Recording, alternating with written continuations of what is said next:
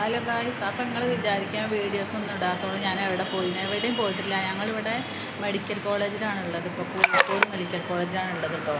നമ്മളെ ചക്കരക്കുട്ടിക്ക് കുട്ടിക്ക് കിടക്കാനുള്ള വെള്ളം കുറവാണ്, പ്രഷർ കൂടുതലാണെന്നൊക്കെ പറഞ്ഞ് മെഡിക്കൽ കോളേജിലേക്ക് മാറ്റിയിട്ടുണ്ട്.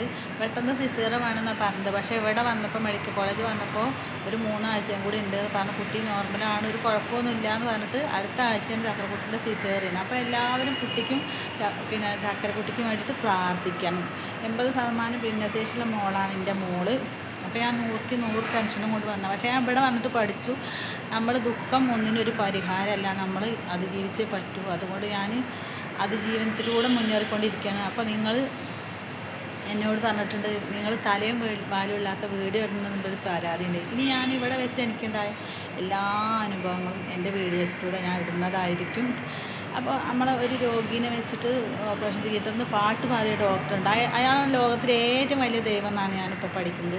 അതുമാതിരി തന്നെ ഈ ഭിന്നശേഷിയുള്ള കുട്ടികൾക്ക് മറ്റേ കുട്ടികളെ പോലെ റെസ്പെക്റ്റ് കൊടുക്കുന്ന ഡോക്ടർമാർക്കും നല്ലത് വരട്ടെ. ഇനിയും അങ്ങനത്തെ ഡോക്ടർമാരുണ്ടാവട്ടെ ഒക്കെയാണ് എനിക്ക് പറയാനുള്ളത്. അപ്പോൾ എൻ്റെ വീഡിയോ നിങ്ങളെല്ലാവരും കണ്ട് ചക്കരക്കുട്ടിക്ക് വേണ്ടിയിട്ട് പ്രാർത്ഥിക്കണം. ഒരമ്മയുടെ അപേക്ഷയാണ്. Okay, by.